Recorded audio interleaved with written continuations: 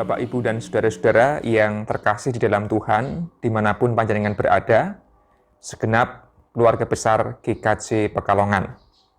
Bagaimana kabar Bapak, Ibu, dan saudara? Semoga dalam keadaan bahagia serta damai sejahtera. Saudara-saudara yang dikasihi Tuhan, pada saat ini kita akan mengambil waktu sejenak untuk sensura morum atau menguji diri dalam rangka mempersiapkan hati kita sebelum menerima sakramen perjamuan. Seperti sudah diberitakan dalam Warta Gereja, bahwa pada hari Minggu tanggal 29 November 2020, GKJ Pekalongan akan melayankan perjamuan kudus reguler yang terakhir pada tahun ini. Bertepatan dengan awal tahun liturgi, yaitu Minggu Advent yang pertama. Untuk itu, saudara-saudara, sebelum kita mengikuti sakramen perjamuan, kita akan bersama-sama mempersiapkan diri kita masing-masing. Dan sebelum kita mempersiapkan diri, mari kita bersama-sama berdoa. Saya hantar. Ya Tuhan, kami bersyukur karena Engkau mengundang kami untuk menikmati perjamuan kudus dalam rangka memelihara iman percaya kami kepada Allah. Kami merindukan sapaan Tuhan. Kami merindukan pemeliharaan oleh Tuhan agar iman kami senantiasa disegarkan dan dipelihara. Kami menyiapkan diri kami Tuhan agar sungguh-sungguh layak di hadapan-Mu, agar perjamuan kudus sungguh-sungguh menjadi berkat bagi kami sekalian. Kami memohon Allah untuk juga memampukan kami agar kami dapat sungguh-sungguh menerima perjamuan kudus dengan ketulusan, dengan penuh sukacita, namun juga dengan penuh iman kepada Kristus yang telah hadir menjadi juru selamat bagi kami. Kami juga sejenak akan mendengar sabda-Mu. Kami yakin Allah memampukan kami agar menjadi pendengar dan juga pelaku-pelaku firman-Mu. Dalam Yesus kami memohon. Amin. Bapak, Ibu, dan saudara, ada satu ayat yang akan saya bacakan yang akan menghantar kita semua dalam rangka menguji diri kita masing-masing. Mazmur 42 ayat yang kedua. Mazmur 42 ayatnya yang kedua berbunyi demikian. Seperti rusa yang merindukan sungai yang berair, demikianlah jiwaku merindukan Engkau, ya Allah. Saya ulangi. Seperti rusa yang merindukan sungai yang berair, demikianlah jiwaku merindukan Engkau, ya Allah. Saudara-saudara, seperti rusa merindukan sungai yang berair, seperti itulah jiwa kita merindukan Allah. Sudah sekian lama kita melewati masa pandemi, dan kita semua merasakan kerinduan untuk bisa bersekutu, untuk bisa beribadah, untuk bisa melakukan kegiatan bersama-sama, seperti dulu sebelum ada pandemi COVID-19. Ada banyak orang mengaku rindu kapan bisa beribadah kembali di gereja. Banyak orang mengaku rindu kapan bisa PA, kapan bisa Bitston, kapan bisa jalan-jalan bareng dengan warga gereja, dan juga kapan bisa merasakan perjamuan kudus dengan tatap muka langsung seperti dulu lagi.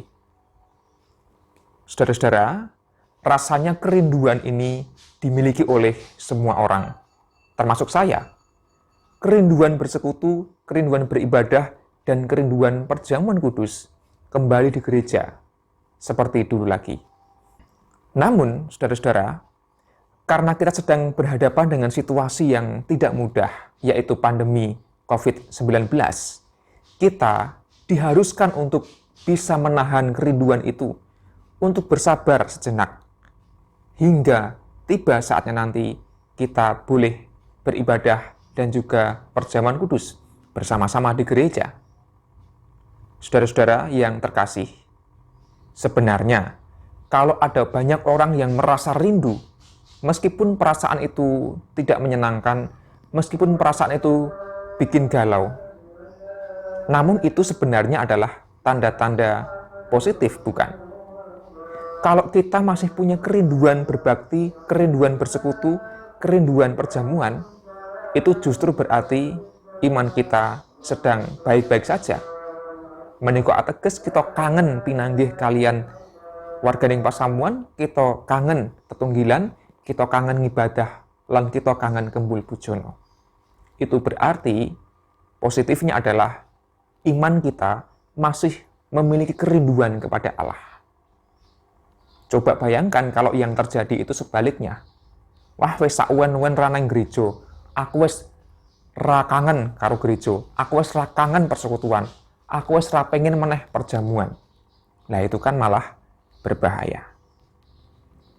Saudara-saudara yang dikasihi Tuhan, Sinode GKJ melalui Puskat atau Pusat Kateketik beberapa bulan yang lalu melakukan sebuah survei tentang praktik perjamuan kudus oleh GKJ di berbagai tempat selama masa pandemi ini. Hasilnya, lebih dari 80% GKJ tetap melaksanakan perjamuan kudus meskipun di masa pandemi.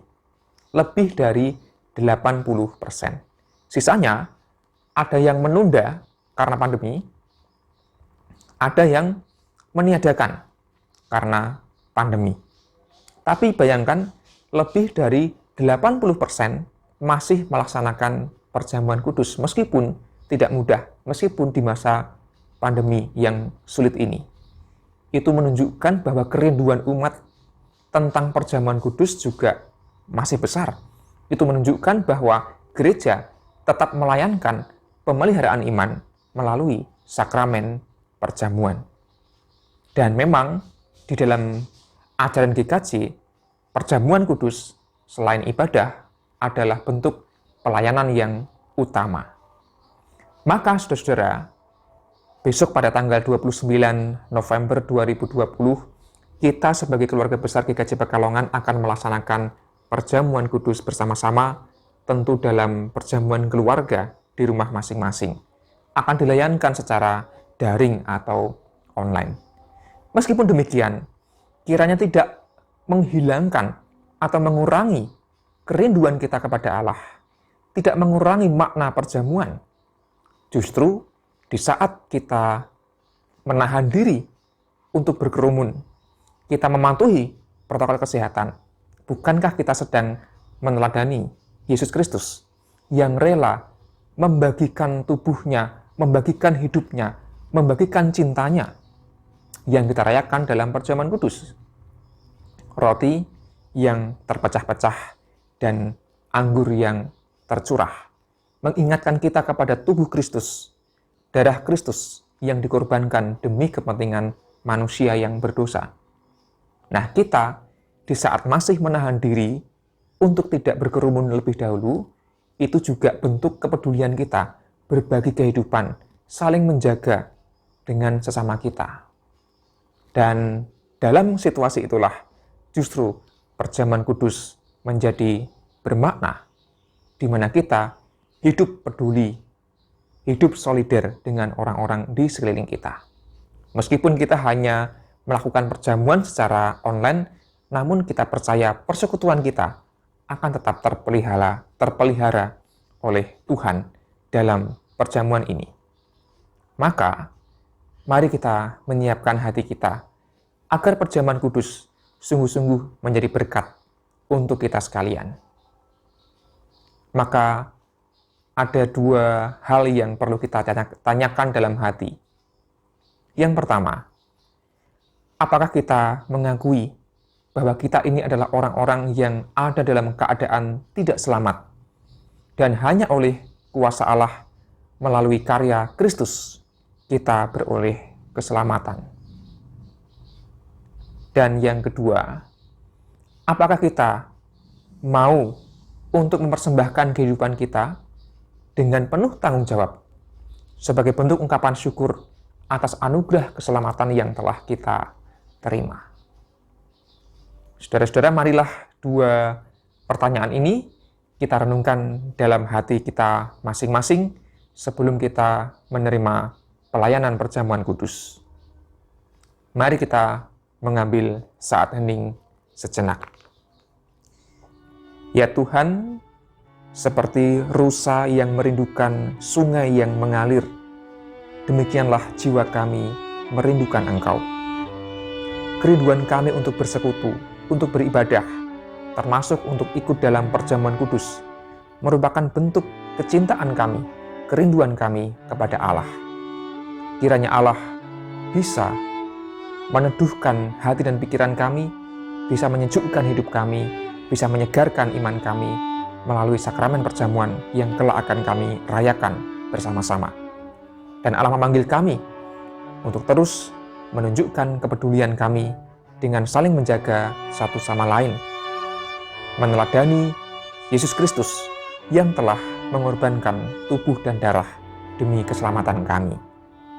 Ya Tuhan, terima kasih atas undangan untuk ikut dalam perjamuan kudus, dan kami Engkau layakkan bersama-sama. Dalam nama Tuhan Yesus Kristus, kami berdoa. Amin. Demikian Bapak, Ibu, dan Saudara, persiapan perjamuan kudus telah kita lakukan bersama-sama, dan mengingatkan Bapak, Ibu, dan Saudara di keluarga masing-masing dipersilakan untuk mempersiapkan makanan dan minuman guna merayakan perjamuan kudus, seperti yang sudah beberapa kali ini kita laksanakan. Matur nuwun, Gusti tansah berkahi panjenengan sami. Amin.